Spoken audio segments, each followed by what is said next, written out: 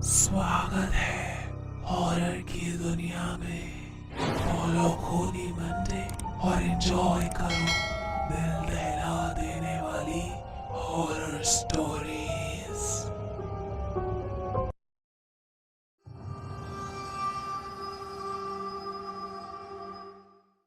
Girls hostel. Nimisha की सांसें चढ़ी हुई थीं और वो बुरी तरह हाफ रही थी। उसके बाल बिखर चुके थे। वो शीशे के सामने खड़ी खुद को देखकर अपने बाल वापस बांधने की कोशिश कर रही थी, पर घबराहट के मारे वो कुछ नहीं कर पा रही थी। उस रात निमिषा ने पहली बार अपनी देर रात तक जगने की आदत का पछतावा किया।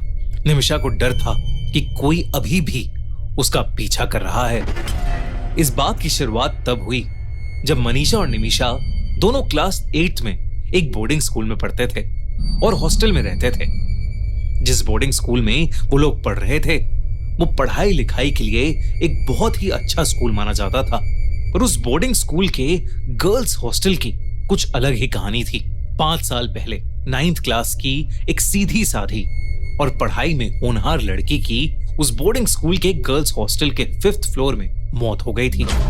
किसी को नहीं समझ आया था कि वो लड़की मरी तो मरी कैसे। टीचर्स और पेरेंट्स बताते थे कि उस लड़की को ना तो डिप्रेशन था और ना ही कोई पढ़ाई का प्रेशर।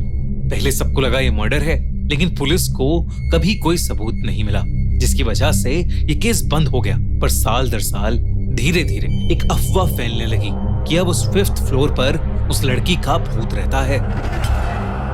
इसलिए 5th फ्लोर को स्कूल अथॉरिटीज ने बंद कर दिया, जिसे हफ्ते में सिर्फ एक बार खोला जाता था ताकि उसकी सफाई हो सके।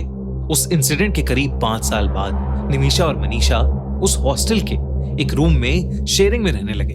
दोनों का रूटीन एकदम फिक्स्ड था। निमिषा पूरी रात जग कर पढ़ाई करती थी और सुबह 7 बजे मनीषा को उठाकर सो जाती थी। फिर मनीषा ब्रेकफास्ट के टाइम तक पढ़ती रहती थी।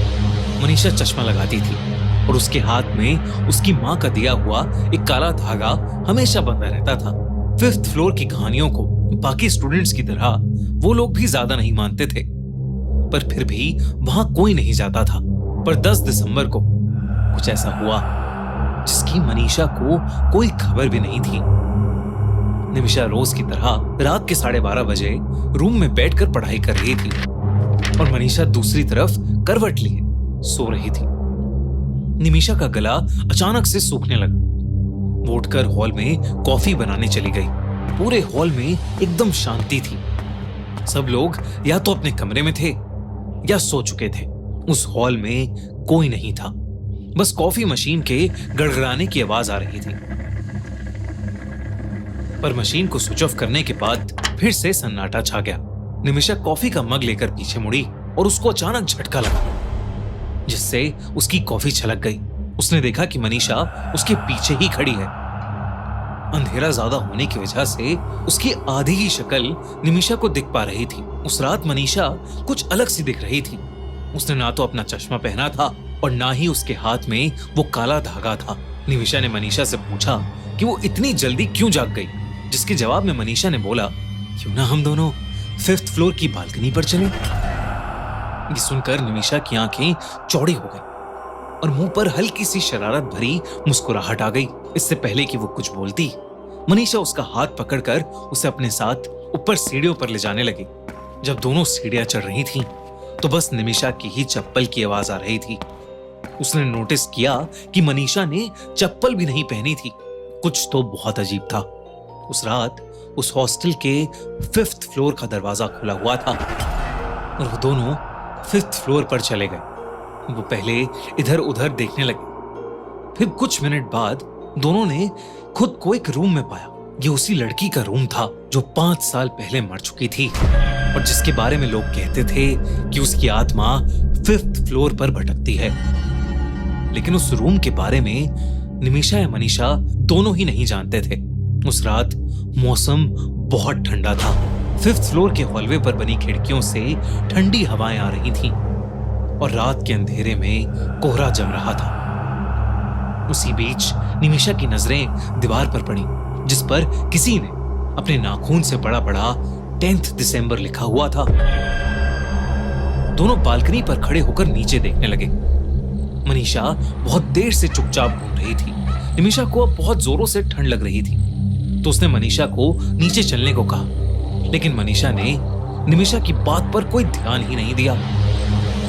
उसने फिर से मनीषा को पुकारने की कोशिश की और तब पहली बार मनीषा ने उसकी आंखों में आंखें डालकर देखा। निमिषा के तो जैसे होश ही उड़ गए थे। मनीषा की आंखें पूरी सफेद हो चुकी थीं। वो बड़ी धीमी आवाज में बोली, जंप, यानी कूदो। निमिषा को कुछ समझ नहीं आया कि मनीषा उसे नीचे कूदने को क्यों कह रही है। उसके चेहरे के सारे रंग उड़ गए। जैसे जैसे एक एक सेकंड बीत रहा था, वैसे वैसे मनीषा की आवाज और भारी हो रही थी। वो निमिषा की आंखों में देखकर बार बार बोलने लगी, जंप, जंप। निमिषा का चेहरा पीला पड़ गया और उसके हाथ पैर एक ही पोजीशन में अटक चुके थे, मानो जैसे वो हिप्नोटाइज हो रही थी। और ऐसा लग रहा था कि जैसे अगर वो जंप नहीं करती तो मनीषा उसे धक्का देकर नीचे गिरा देगी। निमिषा की आंखें बंद होने लगी थीं और वो खुद अपने बाल खोलने लगी। उसके बिखरे बाल हवा में पानी की तरह बहने लगे।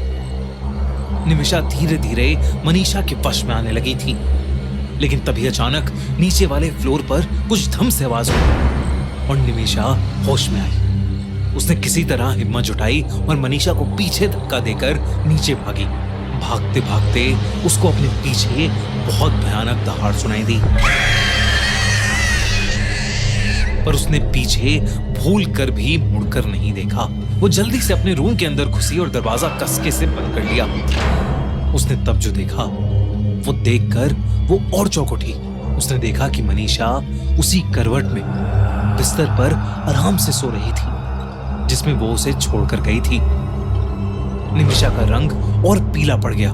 उसने मनीषा को घबराते हुए उठाया।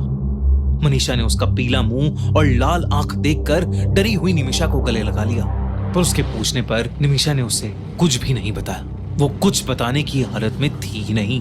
उस रात निमिषा ने अपने बाथरूम के शीशे के सामने अपना मुंह धोया और बाल बांधकर सो गई। मनीषा कुछ समझ नहीं पा रही थी। उस दिन से निमिषा रात में सोने लगी और अपने रूममेट को इग्नोर करने लगी। जब भी मनीषा रूम में बैठकर पढ़ाई स्टार्ट करती, उसे एहसास होता कि जैसे कोई उसे घूर रहा है, और वो अक्सर निमिषा ही होती।